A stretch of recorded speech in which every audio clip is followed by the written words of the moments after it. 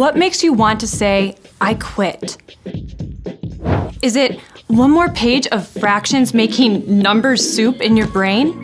One more time Dad says no to getting your own phone? Maybe one more PE class where you get picked last for a team.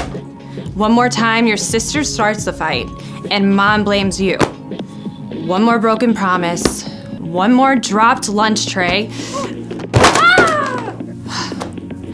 When tough things pile up, it is easy to give in and quit trying. But truth is, you were never meant to push through on your own strength.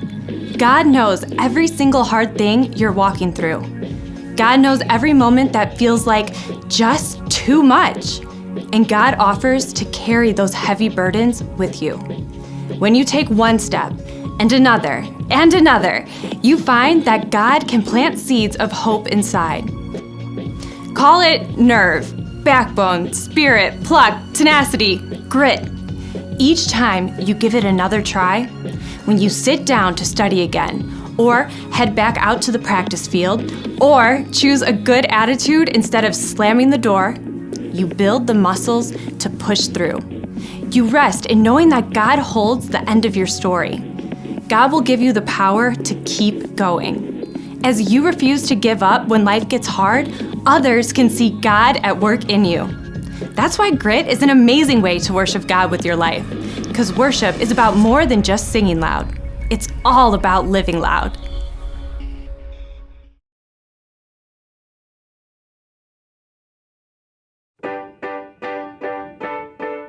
Psalm 55:22. Cast your cares on the Lord, and He will sustain you. He will sustain you. Cast your cares on the Lord, and He will sustain you. He will sustain you. And He will never, never, never let the righteous fall. Let the righteous fall. No, He will never, never, never let the righteous fall. Let the righteous fall. No. Cast your cares on the Lord, and He will sustain you. He will sustain you. I said cast your cares on the Lord, and He will sustain you. He will sustain you. And He will never, never, never let the righteous fall. Let the righteous fall. No, He will never, never, never let the righteous fall. Let the righteous fall. No. Psalm 55:22.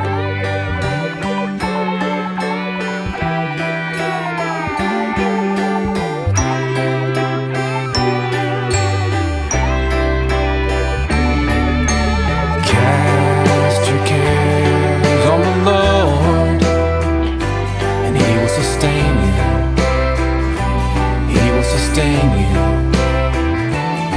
I said cast your cares on the Lord, He will sustain you. He will sustain you. He will never, never, never let the righteous on the Lord. Let the righteous sustain you. No, said He will never, never, never let the righteous on the Lord. Let the righteous sustain you. No, He will never, never, never let the righteous on the Lord. Let the righteous sustain you.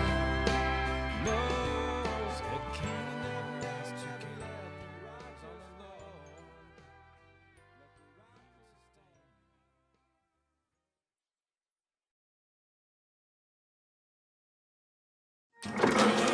Welcome to Story Lab.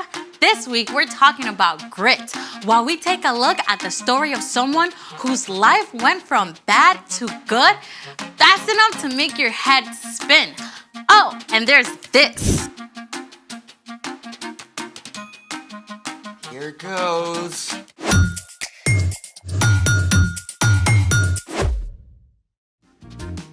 Hey, I'm Amaya, And I'm Zeke. and we're talking about grit, which is refusing to give up when life gets hard. What's under the plates? I don't know, actually. How do you not know?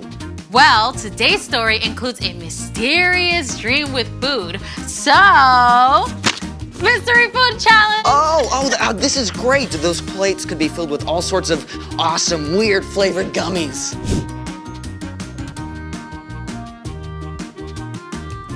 Well, I got my friend to set it up for us. You know what? Why don't you do the honors?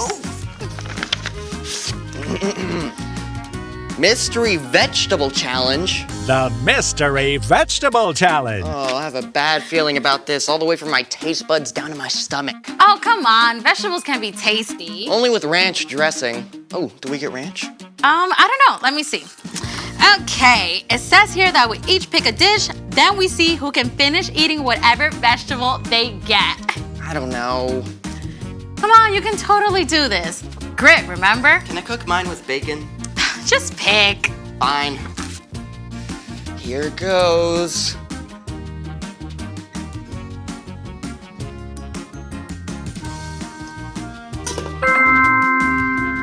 Ooh, that's a lot of carrots. Yeah, I'm definitely gonna beat you. You don't even know what your veggie is yet. Yeah, but I like vegetables. They're good for you. Just pick. All right.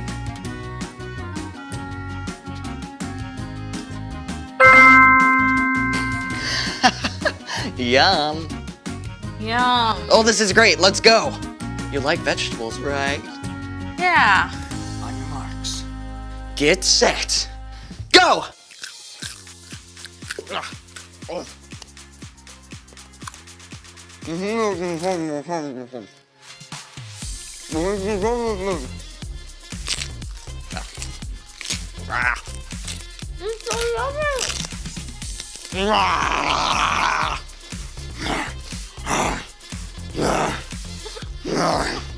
I'm gonna beat you.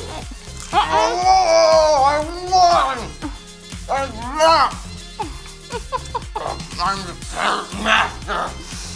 And I think it's time for... The story before the story. Today, we're in the very first book of the Old Testament, Genesis. God created the whole amazing world, but people turned away and broke their relationship with God. Still, God had a plan. God called Abraham and Sarah and promised to bless the whole world through their family line. One of Abraham's great-grandkids, Joseph, was sold into slavery in Egypt by his own brothers and then thrown in prison even though he done nothing wrong. But even there, God was with him, and Joseph didn't give up. That's where our story starts. Take it away, Brian. Hey everyone! Well, we are at the bottom of the roller coaster in Joseph's life. Let's find out if it gets any better. During his time in prison, Joseph had interpreted the dream of Pharaoh's drink taster and asked the man to put in a good word for him, remember? But the drink taster forgot, until 2 years later when Pharaoh called his advisors together. I had 2 dreams last night. Who can tell me what they mean? No one could help Pharaoh until the drink taster, finally remembered Joseph. Pharaoh called for Joseph at once. Now, it must have been a serious shock to be pulled out of prison after so many years and marched straight into the palace. I've heard you can tell what dreams mean. Oh, I can't do it. But God will give the answer. I saw 7 fat cows come out of the river, but then 7 thin, ugly cows came up after and ate the fat cows. After that, I dreamed about 7 full heads of grain on a stem. 7 weak, thin heads grew up after them and swallowed up the 7 good heads. God has shown you what will happen. 7 good years with plenty of food are coming. but then 7 years without enough food will follow. Pharaoh should look for a wise, understanding man to take charge and store some of the food in the good years so there will be food to use later. God has made all this known to you. I'm putting you in charge of the whole land of Egypt. Think about it. It had been years from the time Joseph's brothers sold him until he was taken out of prison. And then, in a single morning, he was made second in command of the whole land of Egypt. Joseph traveled all over Egypt and helped to store up grain during the 7 plentiful years. And when the years of hunger began, Pharaoh sent everyone to Joseph to buy food. Now, the famine spread far beyond Egypt. It even reached into Canaan, where Joseph's father Jacob and Joseph's brothers lived. And they soon became desperate for something to eat. I've heard there's grain in Egypt. Go buy some for us so we won't die. Jacob would not let his youngest son, Benjamin, go. But the older 10 brothers made the long journey to Egypt and came before Joseph. Joseph's brothers bowed down to him, just as Joseph had dreamed about so long before. We've come to buy grain. We're hungry. Joseph recognized them, but they did not know who he was, so Joseph decided to test them. You're spies! No, we were 12 brothers, sons of one man in the land of Canaan. Our youngest brother is now with our father, and one brother is gone. Joseph continued to test his brothers. He ordered them to leave Simeon behind, return home, and come back with Benjamin as proof of their innocence. Joseph had their sacks filled with grain and sent them away. Along the way, the brothers discovered that their money had been returned. When they arrived home, they showed Jacob the grain and told him everything that had happened. We have to take Benjamin back with us. Joseph is gone. Simeon is gone. I won't let you take Benjamin. At first, Jacob refused to let Benjamin go, but soon, all the grain brought from Egypt was gone. Go back. Buy us a little more food. The man warned us we can't return without Benjamin. I promise to keep him safe. All right, but take gifts along. Take twice the money. May God cause this man to show you mercy. Once again, the brothers made the long trek to Egypt, this time with Benjamin. When they arrived, Joseph ordered that the brothers be taken to his own house, where a special meal was prepared. Is your father still living? He is alive and well. When Joseph heard that his father was still alive and saw his younger brother Benjamin, he was so moved, he left the room and wept. Then a short time later, at last, Joseph told his brothers who he was. I am your brother Joseph, the one you sold into Egypt. But don't be angry with yourselves. God sent me ahead of you to save many lives. Then Joseph hugged his brothers and wept. He forgave them. He told them to return to Canaan and bring Jacob and the rest of the families to live in Egypt, where they would have enough food, and that's exactly what happened. Joseph's entire family packed up and traveled to Egypt. Joseph finally saw his father Jacob again. The whole family settled in a place called Goshen and had enough to eat through the rest of the famine. The end. That is epic. I mean, Joseph's brothers did something terrible. Yeah, but God flipped it upside down. God made sure that Joseph was in the right place at the right time with the power to save his whole family. Yeah, that's right. Jacob's family actually became the Israelites. And remember, God promised to bless the whole world through them. In fact, hundreds of years later, Jesus was born into Jacob's family line. Through the life and death and resurrection of Jesus, every single one of us can be forgiven. Phew. So, what's our part in the story? Well, Joseph held on through some difficult times, right? But all those hard pieces ended up leading to something amazing. So, we can look at how God worked in Joseph's story and trust that God is at work in our lives too. Oh yeah, absolutely. God is big enough and amazing enough to take something that seems awful and still work out a good ending. Like if you have to move away from your friends. Or maybe you get sick right before a big trip you've been super excited about. God can see the bigger story, even if we can't. God knows how things will be made right in the end. Yeah, we might just have to wait a little longer than we like. You know what? I think you two got it. See you next time. So here's the thing.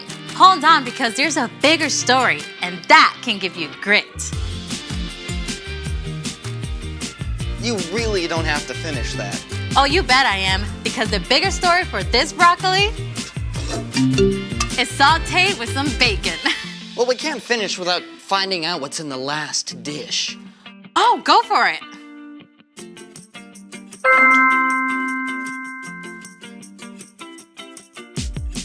Seriously? Don't worry. I got this. Watch this. Impressive. Thanks for joining us in the Story Lab. See you next time. All right. Whoa. Let's go find some bacon.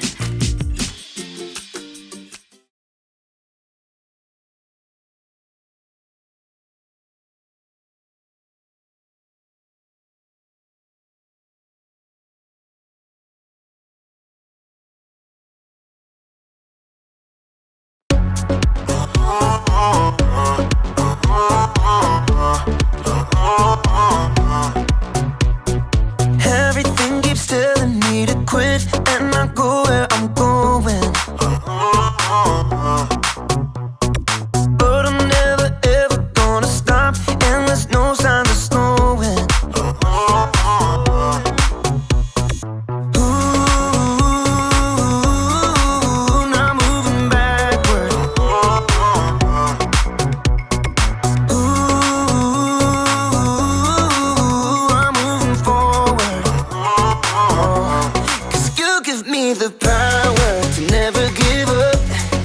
You give me your power when it's more than enough. I made my decision, quitting's not an option. No matter how hard it gets, I know I'm in, 'cause you give me the power.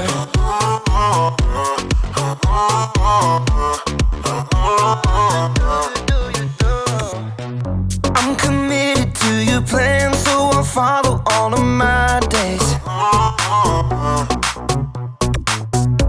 Every day you give me strength to follow after your way.